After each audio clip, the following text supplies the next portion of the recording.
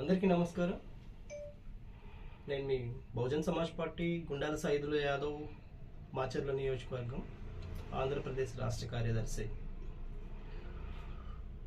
ఈరోజు మన మాచర్ల ప్రాంతాన్ని చూసినట్లయితే మళ్ళీ ఈ రెండు రాజకీయ పార్టీలు కుమ్ములాటలో ఇక్కడ ఉన్నటువంటి ప్రాంత ప్రజలను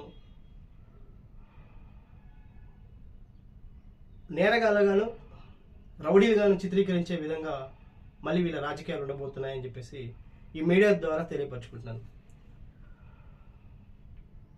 గత ఎమ్మెల్యే పిన్నెల్లి రామకృష్ణారెడ్డి ఎయిర్పోర్ట్ దగ్గర ఎత్తిపోతల దగ్గర వందలాది ఎకరాలను అక్రమ భూ సంపాదన అక్రమ డబ్బు మనీ సంపాదించినారని చెప్పేసి ఆరోపణలు చేస్తున్నారు.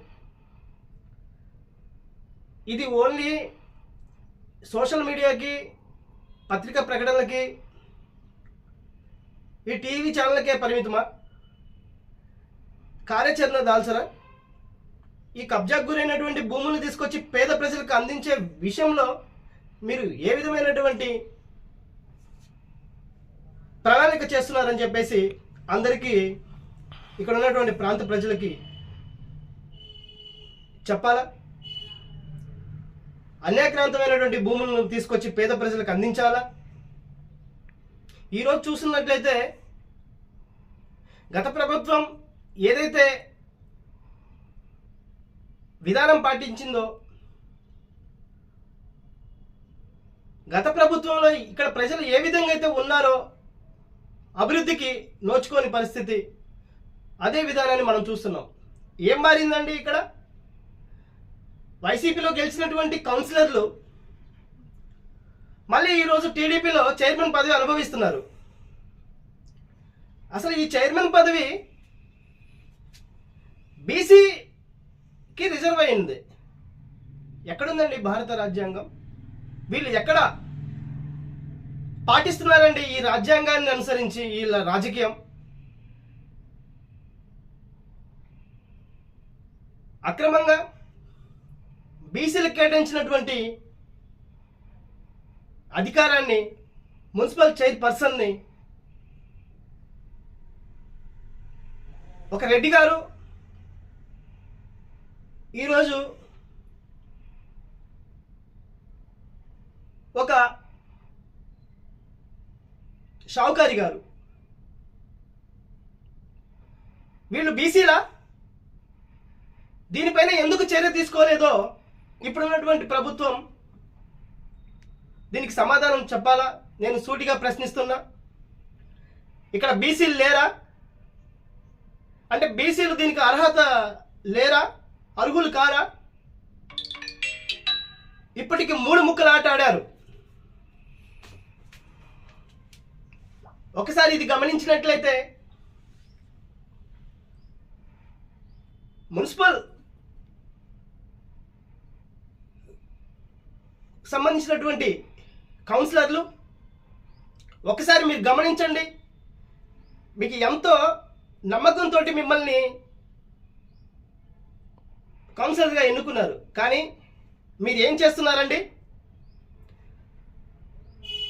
క్వారీ చుట్టూ వాకింగ్ ట్రాక్ని ఏర్పరచమని చెప్పేసి నిధులు కేటాయించి అది అక్రమార్కులకు కాంట్రాక్ట్ ఇచ్చి ఆ నిధిని మొత్తం దుర్వినియోగం చేశారు.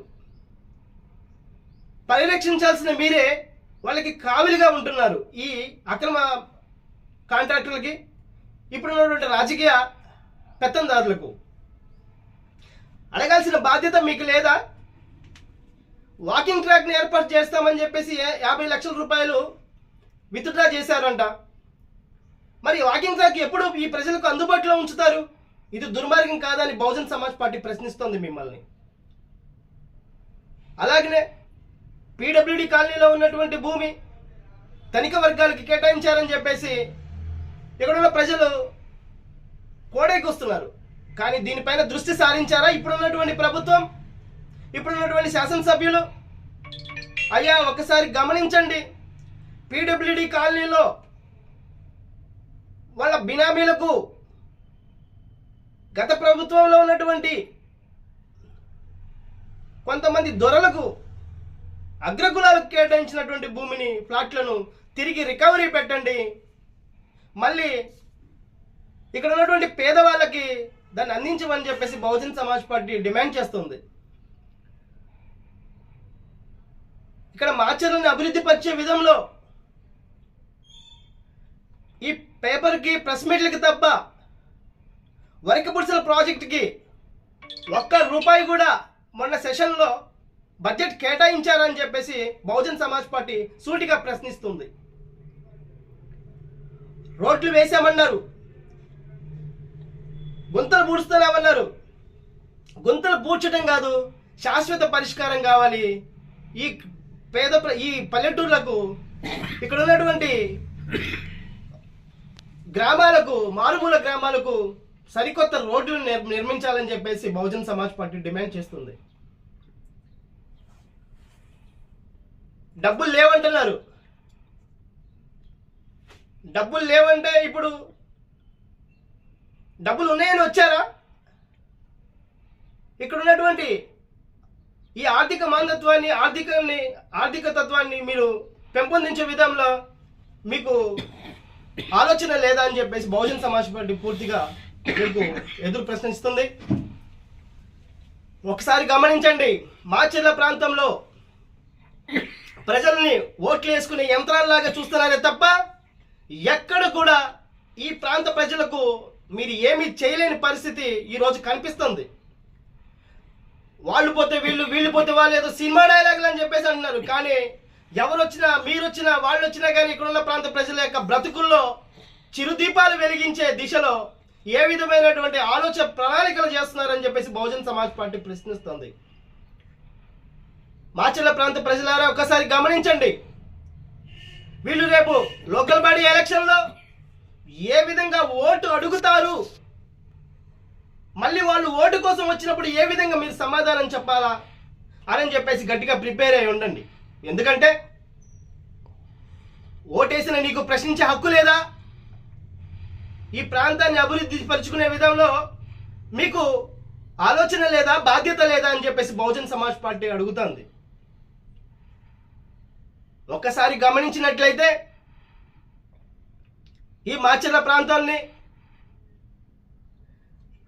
గత దశాబ్దాలుగా చూస్తుంటే ఎక్కడ కూడా ఈ ప్రాంతం అభివృద్ధి ఎంతవరకు ముందుందో, ఇక్కడ ఎంత ఉపాధి అవకాశాలు కల్పించారో ఈ ప్రభుత్వాలు, ఇక్కడ ఉన్నటువంటి ఆర్థిక అసమానతలను ఎట్లా ఎదుర్కొన్నారో, ఇక్కడ ఉన్నటువంటి ప్రజలకు ఏ విధమైనటువంటి అభివృద్ధి కార్యక్రమాలు చేపట్టారో వాళ్ళ మీ అంతరాత్మకి తెలుసుకుంటే ఒకసారి గమనించండి. వాళ్ళ ఇళ్లలో పెరిగే పెంపుడు కుక్కలకు కూడా, వాళ్ళు పెంచుకునేటువంటి కుక్క పిల్లలకి కూడా ప్రైవేటు వైద్యం చేపిస్తున్నారు. కానీ ఈరోజు ఇంకా మనం గవర్నమెంట్ హాస్పిటల్స్లో మరి దానిపైన ఎక్కువ మంది ఆధారపడి ఉన్నాము. కానీ మనకెందుకు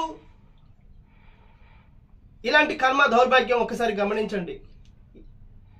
మాచర్ల ప్రాంత ప్రజలారా, ఖచ్చితంగా ప్రతి ఒక్కరు కూడా రాజకీయం పైన ఇక్కడ ఉన్నటువంటి యువత దృష్టి సారించుకుంటే ఖచ్చితంగా రాబోయే తరాల మన బిడ్డల భవిష్యత్తు వాళ్ళందరికీ కూడా అగమ్యగోచరం అవుతుంది. మళ్ళీ మనలాగనే రోడ్ల మీద ఎవరో వచ్చి ఏదో చేస్తారు 5 సంవత్సరాలకు ఒకసారి అని చెప్పేసి మళ్ళీ ఎదురు చూడాల్సిన పరిస్థితి మన పిల్లలు, మనం ఎలా అయితే ఈ విధంగా ఉన్నామో మన పిల్లలు కూడా అదే విధంగా ఇదే బాటలో నడుస్తారే తప్ప మన పిల్లలకు మంచి భవిష్యత్తు ఉండదని చెప్పేసి ఈ మీడియా ద్వారా తెలియపరుచుకుంటున్నాను. మాచర్ల ప్రాంతాన్ని అభివృద్ధి పరచుకోవాలి అనుకుంటే ప్రతి ఒక్కరు కూడా ఇక్కడ ఉన్నటువంటి ప్రాంత ప్రజలందరూ కూడా, ఇక్కడ ఉన్నటువంటి యువత మేల్కొనండి. ఫస్ట్ ఈ రాజకీయాలు ఎటువైపు పోతున్నాయి చూడండి. ఈ బహుజన బ్రతుకులు, ఈ గ్రామాలు వదిలిపెట్టినటువంటి మన యొక్క బంధువులు వాళ్ళ యొక్క ఆర్తనాదాలు ఒకసారి వినండి. ఎందుకు గొడవలు లేకుండా ప్రశాంతమైనటువంటి పల్లెలను మనం ఇక్కడ ఏర్పాటు చేయాలంటే యువత మారాలా, ఇక్కడ ఉన్నటువంటి రాజకీయం మారాలి తప్ప ఇక్కడ రాజకీయ నాయకులు కాదు మారాల్సింది, ఇక్కడ ఉన్నటువంటి రాజకీయం మారాలి అని చెప్పేసి బహుజన్ సమాజ్ పార్టీ డిమాండ్ చేస్తుంది. బహుజన్ సమాజ్ పార్టీ ప్రాధాన్యపరి అడుగుతుందని చెప్పేసి ఈ మీడియా ద్వారా తెలియపరుచుకుంటున్నాను. జై భీమ్, జై భారత్.